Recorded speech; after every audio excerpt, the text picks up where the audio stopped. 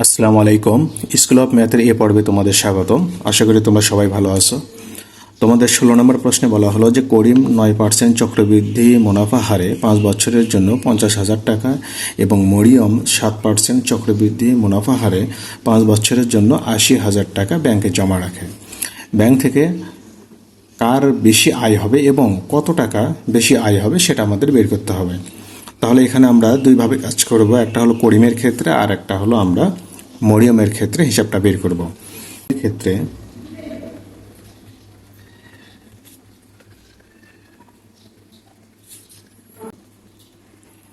9%কে আমরা 9/100 লিখব। সময় এখানে n সমান হলো 5 বছর, আর 50,000 টাকা এটা হলো আমাদের আসল টাকা। পি সমান হলো 50,000 টাকা। তাহলে এখানে যেহেতু বললো যে চক্রবৃদ্ধি মুনাফা হারে, সেক্ষেত্রে আমরা লিখবো, আমরা জানি আমরা যদি এখানে মান বসাই, পির মান হলো আমাদের 50,000 আর 1+r এর মান হলো আমাদের 9/100, n হলো এখানে 5 বছর। তাহলে এখানে 50,000, এখানে আমরা হিসাব করলে পাবো 1+0.09 এরপর পাওয়ার 5, তারপরে 50,000। তাহলে এখানে আমাদের 1.09 এর উপর পাওয়ার 5, আমরা সূচকীয় হিসাব করলে এখানে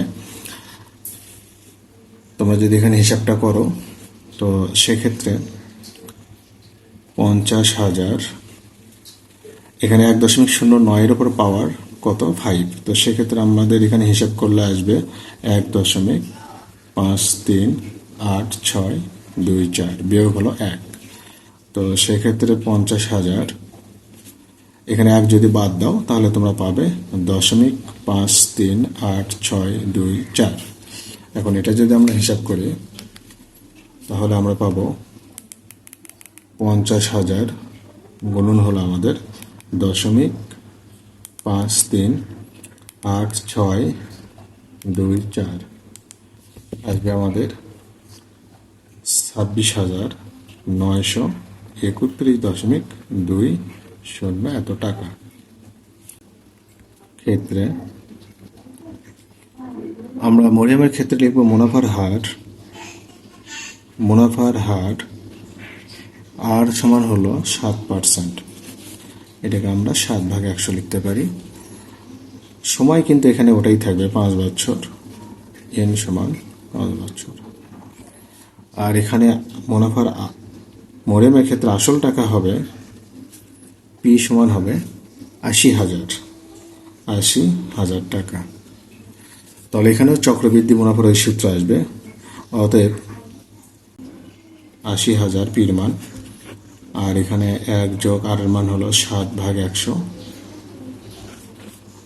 আর এখানে পাওয়ার হলো 5 বিয়োগ 1, সেক্ষেত্রে 80,000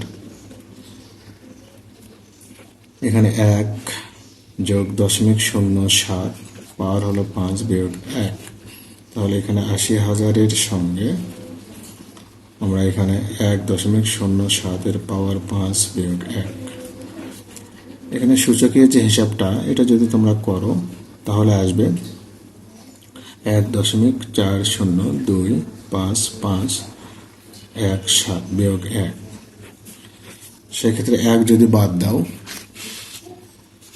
তাহলে 80,000 সঙ্গে তোমাদের গুণ করতে হবে 0.402557।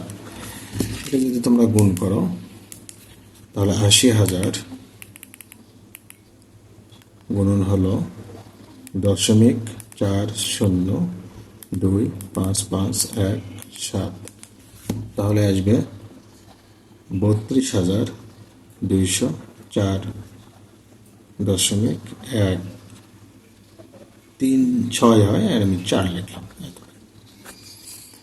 14 পয়সা। মরিয়মের আয়টা বেশি, আমরা তাহলে লিখব অতএব মরিয়মের আয় বেশি, লিখলাম। এখন কতটুকু বেশি সেটা আমরা বের করব, যেহেতু আমাদের প্রশ্নে বলল কত টাকা বেশি আয় হয়। অতএব বেশি আয়, তাহলে আমরা এই 32,204 টাকা 14 পয়সা থেকে আমরা বাদ দেব 26,931.20। আমরা যদি বাদ দিই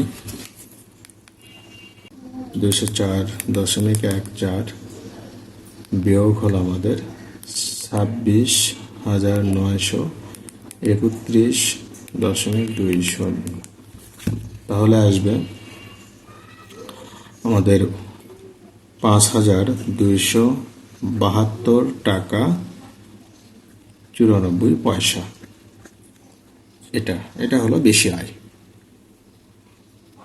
এবার 17 নম্বর প্রশ্নে বলা হলো যে তাহসিনা 350 টাকা দরে 8টি মুরগি ক্রয় করে মোট 2500 টাকায় বিক্রয় করলে তাহসিনার মূলধন কত সেটাও আমাদের বের করতে হবে।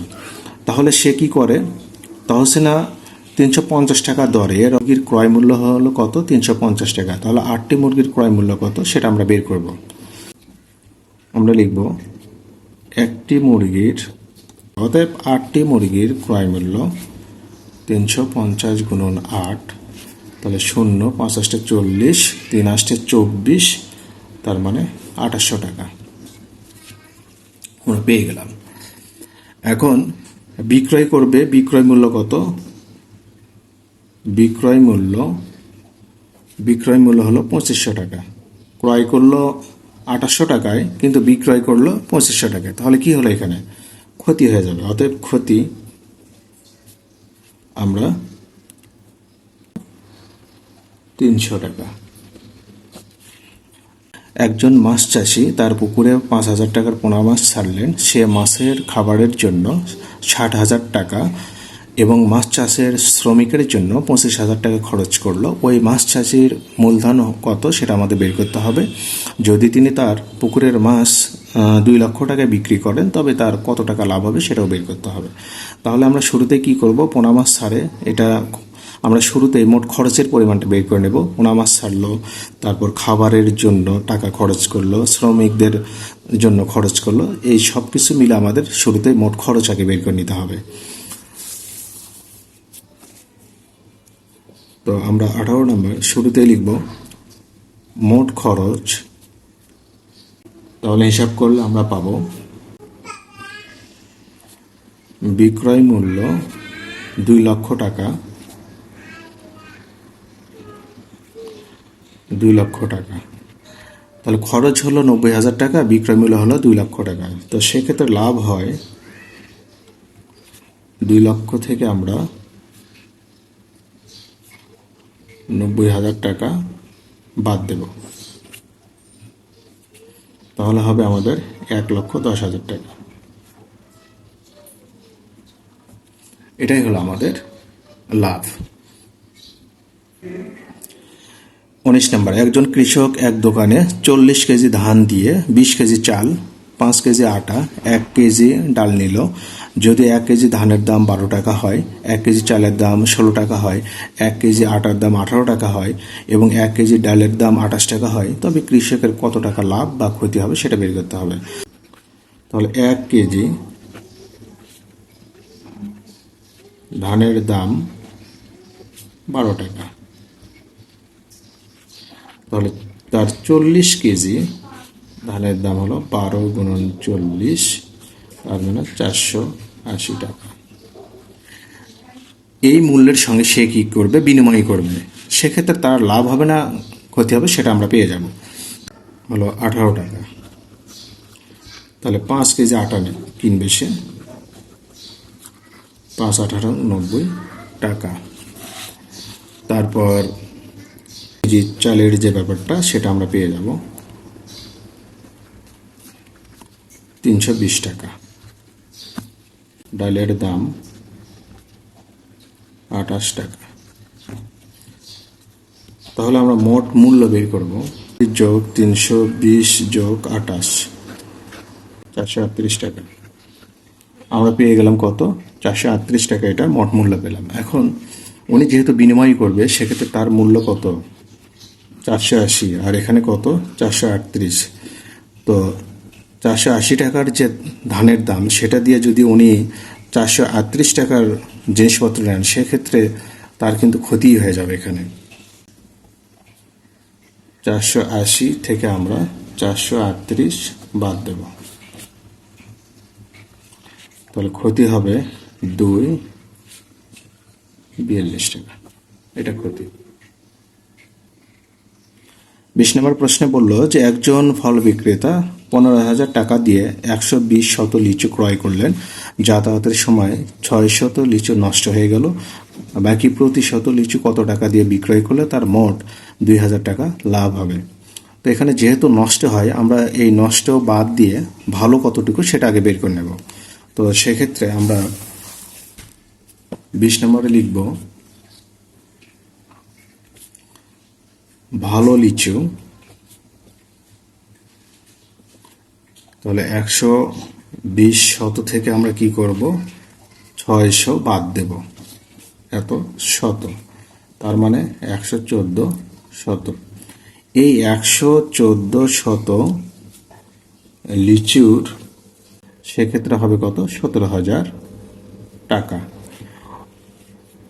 অতএব 100 লিচুর বিক্রয় মূল্য, তাহলে 17,000 ভাগ হলো 114, সেক্ষেত্রে আমরা এটা ভাগ দেব। 17,000 ভাগ হলো 114, তাহলে আসবে 149.12 এত টাকা।